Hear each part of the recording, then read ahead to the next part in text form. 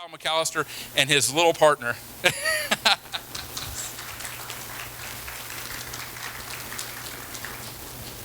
Good morning. I always love coming here because you guys do awesome stuff like Nerf guns and stuff. Abigail, what do you want to say? Sing a song? Song about baby? I think the Lord is already using me in prophecy this morning because I predicted this would happen. Anything? Okay, come on. Why don't you go back where you sit, okay? Or do you want to stand by? You want to sing a song?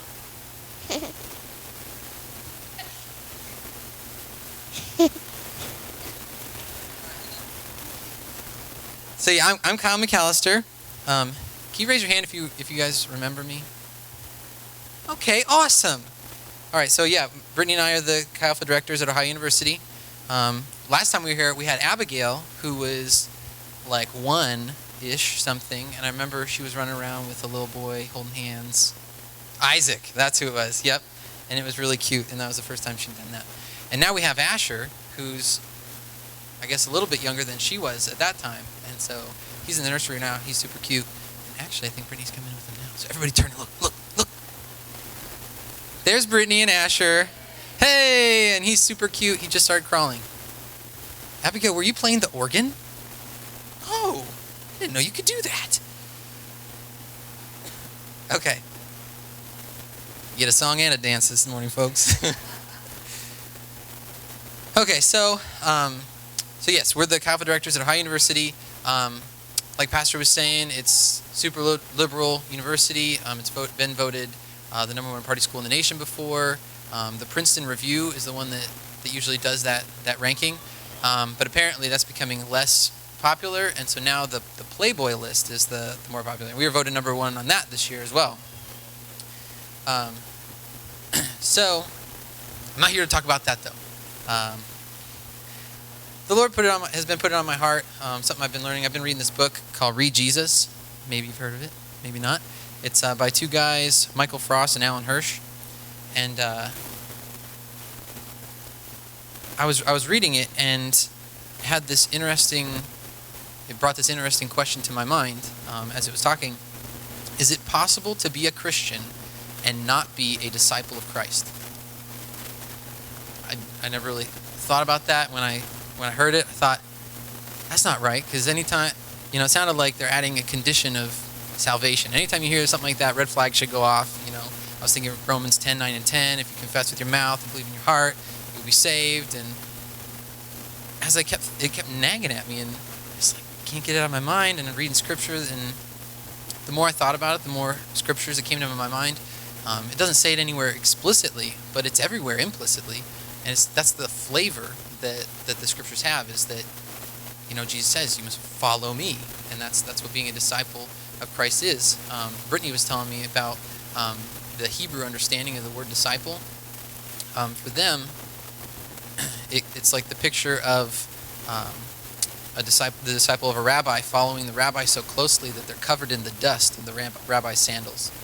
And so it's the idea that they're with them that amount of time, and they follow that closely, that they'd be covered in the dust. And so that's the idea of being a disciple of Christ, is following him so closely and for so much time that you're just covered in the dust of his sandals. So we're going to switch things up. If you could, just humor me, find somebody around you and do your very best. Try to explain how to ride a bike. Okay, just take a minute or two, and I'll corral you back up. But try and explain how. Imagine they've never ridden a bike, and you want them to ride a bike. So go ahead.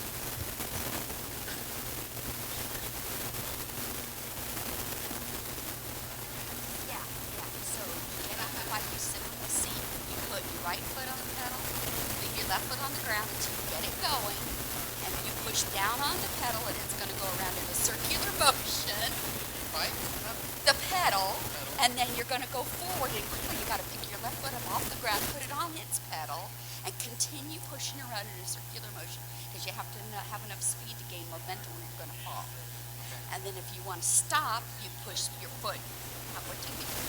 Push down on the brakes, back and down. It's that type of bike.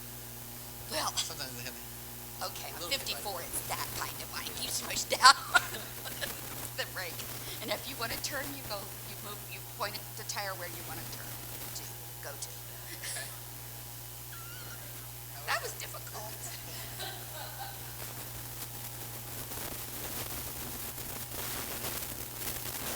Okay, you guys finished? How was that?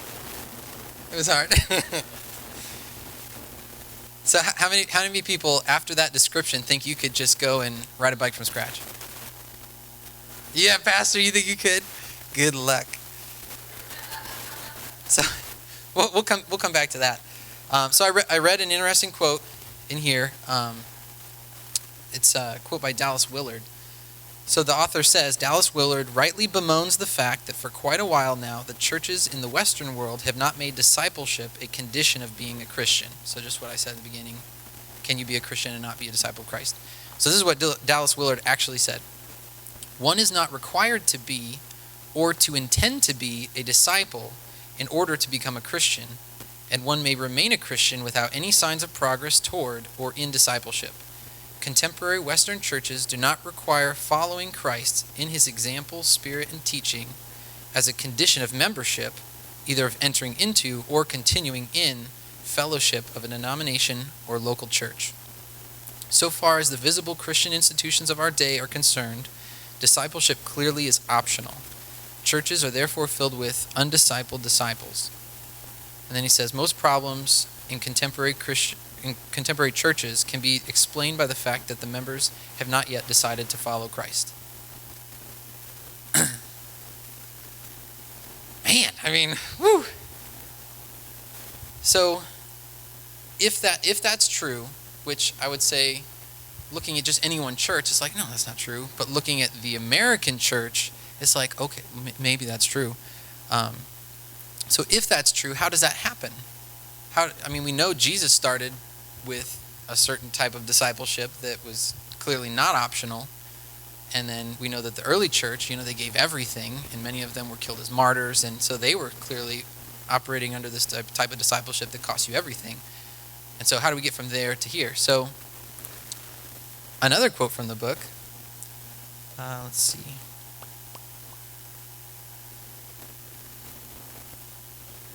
Oh, here it is. So he's talking about this problem with following Jesus.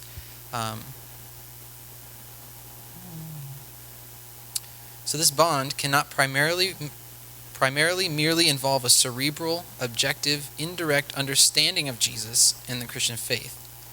This substitution of thinking about Jesus for existential encounter with Jesus is a constant temptation for the follower. This is partly because a living relationship with the Lord of the universe is a risky, disturbing, and demanding experience. We never get the better of him, and it is a whole lot easier and less costly to think rather than to do. It is not good enough that we just follow his teachings or a religious code developed in his wake. Discipleship requires a direct and unmediated relationship with the Lord. So that's it. So he says that anybody who's following Jesus is constantly tempted to just think about Jesus or study Jesus rather than to talk to him and interact with him and follow him and obey him. So what happens when we fall to that temptation, the temptation to think about Jesus rather than talk to him? Well, I would say Christianity becomes something to think about rather than something to be. Becomes something to study rather than something to experience, and it becomes something you agree with more than interacting with the Lord God Almighty. And so you end up trading a relationship with God for one in which you merely think about him. And that's when you get people who identify with Christianity even though they don't follow Jesus. So they have, you would say, conservative Christian values, and they go end up bombing an abortion clinic or something. So they have these values. They think about maybe even study and agree with Christianity, but clearly aren't following Jesus, because that's not something Jesus would do. It's like, who have you been with that you would think that's okay? And so that's the danger. I mean, you have the Holocaust, KKK, the Spanish Inquisition, the Crusades, all these things that happen in the name of Jesus, but clearly they're following some other Jesus, and I think it happens when you leave Jesus to follow Christianity. Hope I'm not stepping on toes. And please don't make the mistake of letting evil thoughts twist what I'm saying into what I'm not saying. As I was reading this book, it challenged me, and so then I wanted to pass it along. I'm going to be challenged. Why not bring everybody with me? And so that's why I wanted to share it with you. And unless you're the perfect disciple, hopefully this would challenge you as well. And I'm not talking about sinning less. If that's what you've gotten, I'm worried. So if your goal is to sin less, it sounds to me like you're trying to eliminate your need for Jesus. Everybody needs Jesus to take away your sin. And so if you're trying to sin less, it's like I want to need Jesus less. You rely on him because you're so inadequate. And that's why I need Jesus so bad, and that's why I'm so grateful for him, is because I'm just so blah on my own. So sinning less is not the objective. I'll come back to that. Well, I'll say it right now.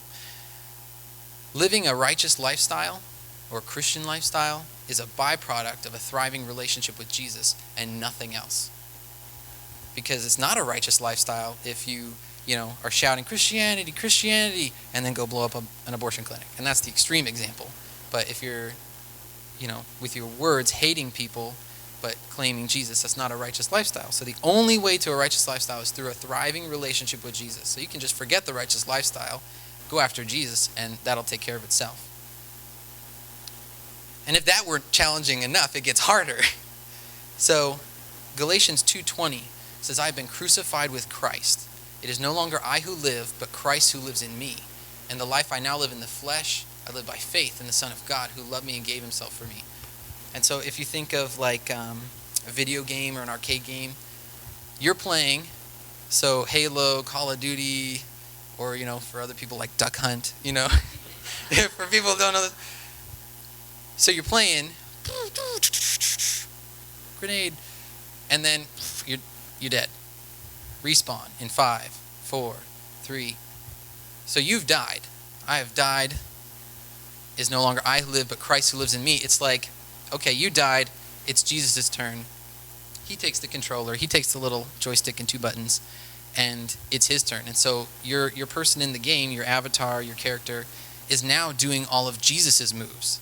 Like he does that, the patented grenade off the wall shot while jumping backward that you never really did. That all you do is just, button mash. And that's what that's your fighting style, is just jab, jab, jab, jab, jab, jab. So now you've got Jesus' moves because he's the one at the controls, okay? So Galatians 2:20 is about video games and you never knew it. So I have been crucified with Christ. Game over. It is no longer I who live, but Christ who has the controller instead of me. In this life that I now live inside the video game, I live by faith in the Son of God who loved me and gave himself for me. So I said it gets harder. It gets harder because if we are following Jesus as his disciple, not just an agreeer, an admirer, and a fan of Jesus, but as his disciple, there's accountability there. That means we should be doing everything that we see Jesus doing as we read the Bible. And what we see Jesus doing is mission. He's always on mission. And so another quote from this book, this is all from page 50 and 51.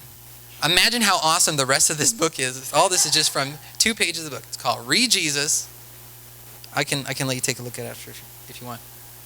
So it says, if our commitment to mission is only based on Jesus' order in Matthew 28, which is the Great Commission, it makes mission an obligation for us rather than an act of love and grace. He goes on to say later, what Jesus is saying to his disciples in Matthew 28 is that his disciples will naturally and normally be about the business of making disciples, not to satisfy Jesus' demands, but out of complete devotion for him.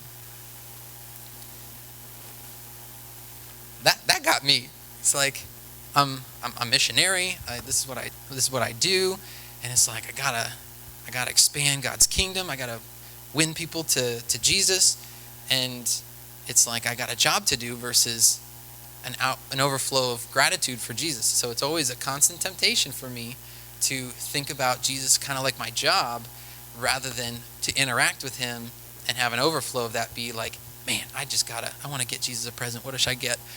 I should go get that guy into the kingdom. It's like, that's what I want it to be.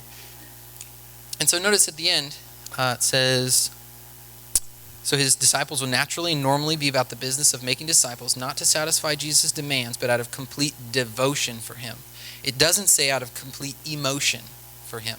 Some people act that way. They got to get a feeling. Ooh. And that's, if they don't feel the feeling, then they don't feel close to Jesus. So it said out of complete devotion for him. So I think emotion is an aspect of that, but it has to be paired with commitment. And so commitment plus emotion equals devotion. I know it's confusing. I had stuff, didn't work. And that is the reason why during worship I can help Abigail and help her sit down and be quiet, and it doesn't offend Jesus. Jesus knows I'm committed to him. And it's not like if I'm not feeding him a constant stream of good feelings and emotions towards him, he'll be like, oh, Kyle doesn't love me anymore. I'm committed to him, and every chance I get, I try and show him with my emotions and with verbal, or bowing down before him, and it takes both of those. So, and that's why I think it says that. So Soren Kierkegaard says we possess Christ's truth. So we possess Christ's truth only by imitating him, not by speculating about him. So think of it this way. A pastor who has never fasted cannot compellingly preach urging other people to fast, right? It will fall flat. Somebody who works every day of the week cannot recommend to a friend, hey man, you should take a Sabbath. That'll really help you out. It's not going to work. One who does not trust God to provide for their needs cannot ask someone else to trust God to save their soul. It's just not compelling. That's when we get the label that the world is. The world has bought these labels in bulk, and they're yellow with black writing, is how I imagine it, and they say hypocrite on them. So when you say you should do this, but you don't do it yourself, that's how we get that label. Maybe you've gotten it before. I'm like trying to dodge those people, and I'm trying to stay away from that label. So Matthew 10:38 and 39, Jesus says, whoever does not take up their cross and follow me is not worthy of me. Whoever finds their life will lose it, and whoever loses their life for my sake will find it. We cannot hope to implore others to lose their life and follow Christ if we don't embody it ourselves. Not just believe it, but do it. So coming up is Fall Breakaway. It's Chi Alpha's Fall Retreat.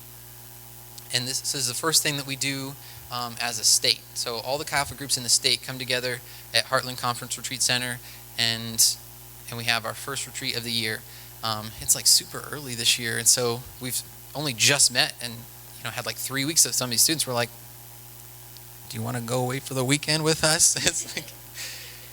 It's really hard when it's so close. Usually we have a little bit longer to meet them. But we've made it a requirement for our student leaders that you must go. If you're going to hold this position as a small group leader, as D group leader, that's what we call them, you must go to Fall Breakaway, because nobody at all is going to come if you're not going. You say, you guys should go to Fall Breakaway. I'm not going, but you should totally do it. It's totally worth it. No, it's not. If it was, you would be going. So it's the same way with this. If you got to drink the Kool-Aid you're selling. You know what I mean? So bad, that's too soon. I don't know if it'll ever be not too soon. So think of your description of how to ride a bike. Okay? You cannot explain to somebody how to ride a bike if you've never ridden a bike yourself. Okay? You say, well, what I've seen people do is, I saw this one guy go no hands. You could try that. So if you've never done it, you don't know what it's like. You do your best, but your best isn't going to be good enough, especially if that's all they're going off of. So the way that, think of surgeons, any kind of science-oriented profession, engineers, you in school, college guy, so perfect. You have a lecture, okay? You have like 400 people in a lecture hall, and the professor's like this tiny because you're way back in the nosebleed section, and you almost need him up on the screen instead of his notes so you can see him. It's like, oh, that's what that guy looks like. So you have him lecturing on chemistry or organic biology. I guess all biology is organic, isn't it? Not my major. So all those degrees, all those sciences, you have a lecture and you learn the basic concepts, you learn the info. But always, you have a lab that is paired with that you have to go to, and that's much smaller. That's like 15 people in a lab, and you actually do the things that you learned in class. So, they show you what an organelle looks like, or, this protozoa or something, and then in the lab you go and you put it under a microscope, and you have to identify that one's a bad one, that one's a good one. Again, not my major, but you have to do it, and it's not the picture they show in the lecture is not what it looks like under a microscope in the lab. That I do know. So they show, this, it's like the difference between a fashion model in a magazine and then, some lady on a beach, and it's like she's not airbrushed or, wearing the latest designer fashion. So you see the perfect picture of some single cell organism in class, and then you go in and you see this one that's like, that's the reject of the group, and that one's, that one's had a nose job. None of them look like what they show you in class. But that's where you learn to identify, oh, sometimes they look like that, sometimes they look like that, sometimes they're hiding right there in the corner, and that kind of thing.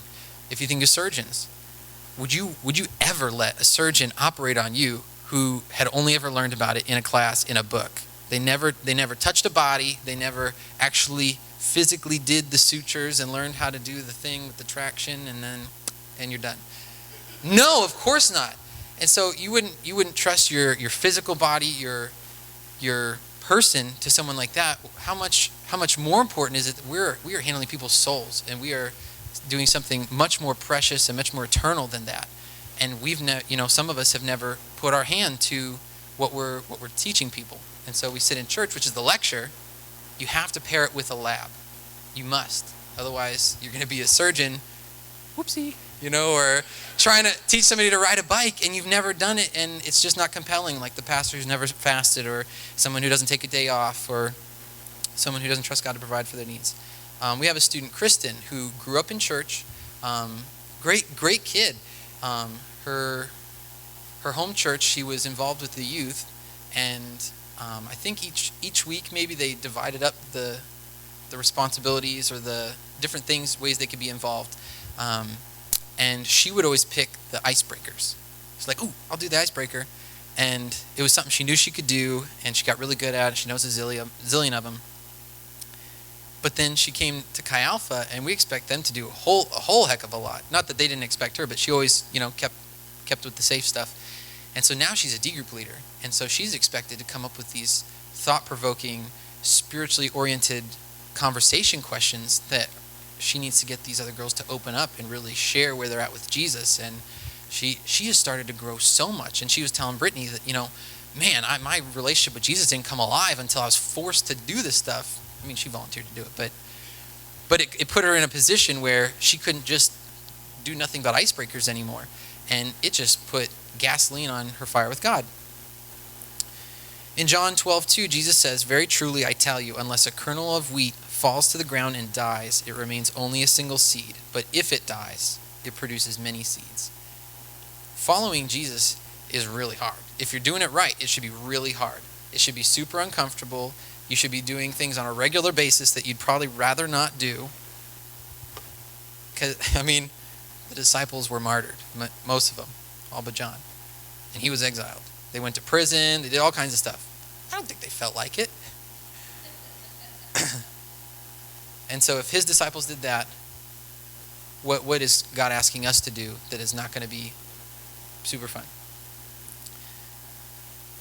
God, I pray that you would do something unexpected today. Lord, I pray that you would be speaking in ways that we could understand you.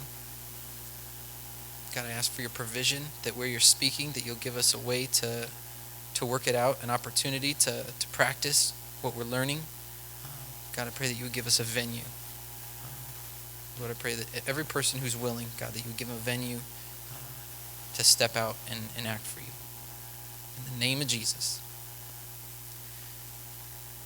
So a word of caution, when I'm challenged, I usually have one of two kinds of thoughts. I mean, when I'm really challenged, I mean, it's like something I don't think I'm wrong, or I don't think I should have to do it, or whatever, like I'm challenged. It's usually where I say, oh, Jesus and I are good, we're already working on this other thing, or I don't need to buy that book. I've read lots of books. It's, I'm sure it's a good book, but I probably don't have enough time to read it anyway. I'm already doing enough. I can't give more of my time. I can't give more money or whatever. I have those types of thoughts of, this isn't for me. I don't need to. I'm good. Or I go the opposite way and I'm like, I'm a worm. Jesus, I'm doing nothing for you.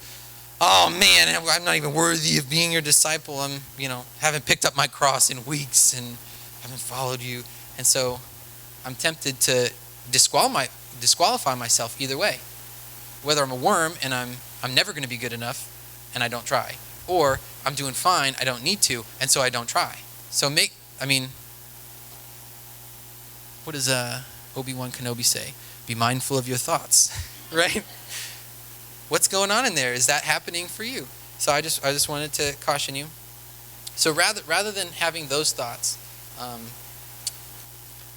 want to invite you to take the next step with Jesus, and do it today. I mean, everybody in here has a next step with Jesus. Even Pastor he's working on something with Jesus. And so for you, maybe your next step is you love having people into your home. You love entertaining. So your next step might be you need to leverage that for the kingdom and offer to start a small group, or just find people, and when they're over at your house, start spiritual conversations, and the kingdom of God grows. Maybe for you, the Christian life is getting in the way of actually following Jesus where he's going, and you need to put yourself in a position to meet non-Christians. So you need to join a softball team. How spiritual is that? Joining a softball team. It's like, I wish I could do that for Jesus. No. Join a softball team, offer to carpool with people from work. You go to the doctor's office and you just start chatting it up with people in the waiting room. And that's your next step, is just you only know Christians. And you can't do much for God in winning souls to the kingdom until you meet people outside of the kingdom. So maybe that's your next step. Maybe it's joining Living Hope in something the church is already doing. The live nativity, the back to school thing.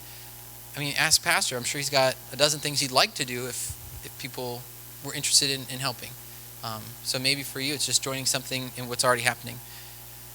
And then this is for just anyone. If you're not involved in an active relationship with a fellow believer in either mentoring them or having them mentor you in following Jesus closer and having a thriving relationship with Jesus, that's discipleship, and that is what the Great Commission is. Go and make disciples. If you're not making disciples, if you're not having somebody challenge you in being a disciple, that's an easy next step. And if you're not sure how to do any or all of that, go ahead and ask Pastor. That is like a pastor's dream. It's like, hey, how can I do more for Jesus? Glad you asked, right? So hopefully God spoke something to you. This is our challenge as campus pastors. We have students who have come from maybe church backgrounds, but that's a lot of what we see at Ohio University. A lot of people who say I'm good with Jesus. They don't go to church. They don't do anything. But maybe what they're saying is, I think about Jesus, or I study Jesus. Maybe they even read their Bible. I don't know. Or I agree with Jesus. That's what they mean when, oh yeah, I'm a Christian. But it's the other side, the being a Christian. It's experiencing Jesus. It's having an intimate relationship with Jesus. So be blessed, be encouraged that this is not every single person in America.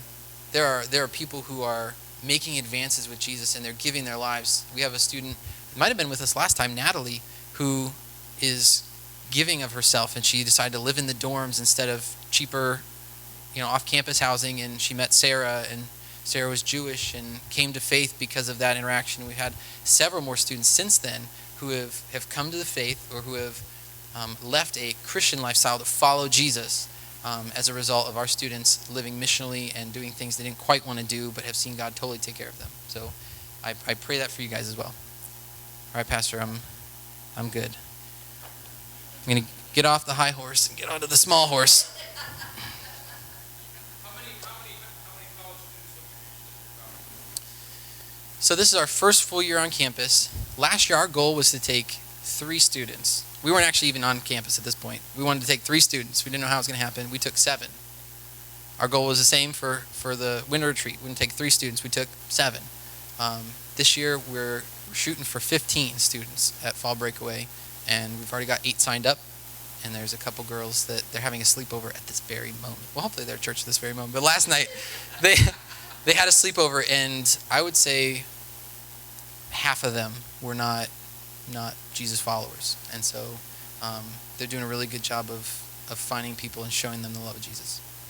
Out of those kids, how many of those came from Assembly that term?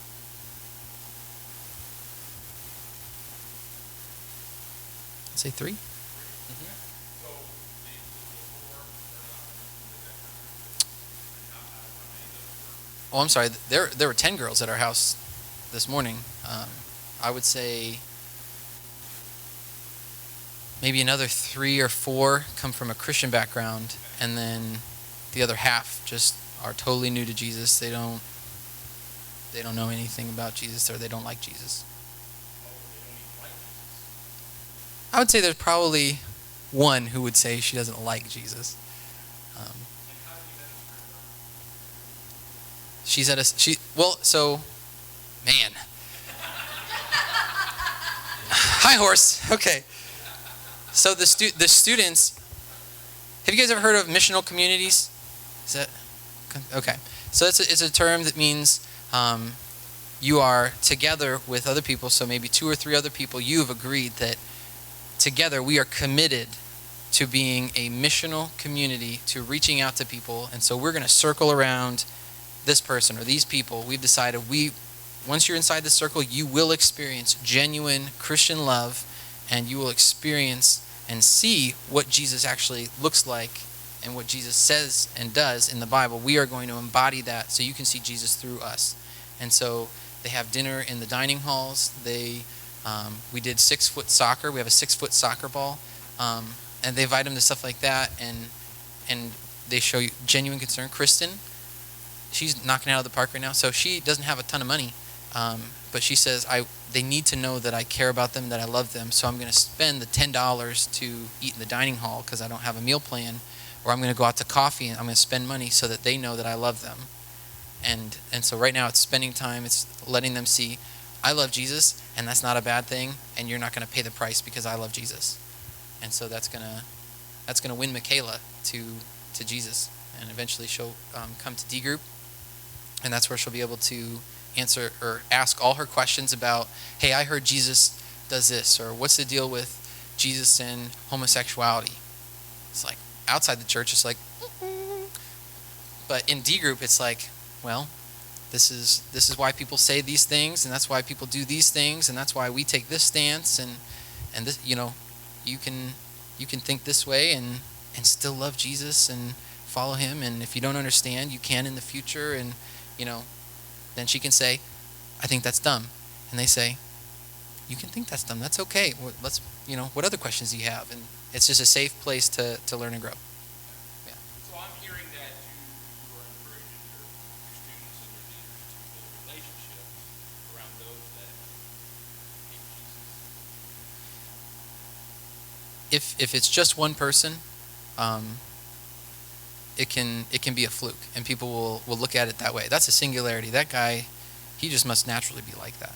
But when it's several people, especially people who aren't alike, you have Sarah, who's an introvert film studies major, comes from a Jewish background, and you have Natalie, who's more like, and comes from a church background, super loving, and then you have Kristen, who's like, want to run 10 miles, and like, So crazy. yeah. Well, just when they all come alive and they care genuinely for each other, and they're not all from the same Christian clique, and they're all not, they have different interests, and they disagree with each other in front of people, and it's totally a loving, and our friendship is not on the line because we're disagreeing with each other. When people see that, it's like, you're committed to one another. You belong to one another. And if something's going on with her, you're going to take care of her until it's done.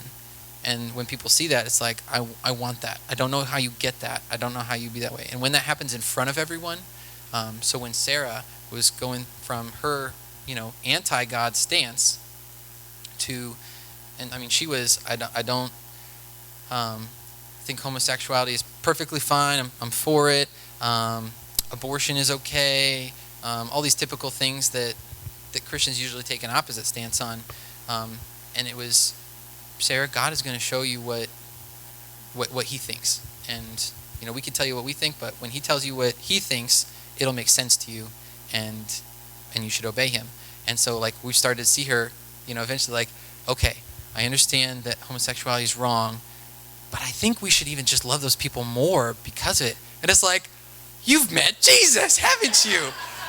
And so slowly we've seen her more and more, line up with what the Bible says, and it's because she's reading it and she's in discipleship, and that's happening in front of everybody. Everybody knows what she used to be like and now what she's like. And so when people see that, they think, nope, nobody's coercing her. She's enjoying herself. She's meeting the real Jesus. And so when it happens in front of everybody, it's much easier to join in. And it is so awesome to have a church like your guys' church that loves Jesus, and we love coming here. We love seeing you guys. It's not something where we have to like pretend or be just this perfect Christian. We can come and be ourselves, and it's okay. And you guys still like us, I hope. And so so it's really nice to have somewhere we can be ourselves, and you guys are for us, even if I say something crazy like Galatians 2:20 is about video games. Practice hard, everyone.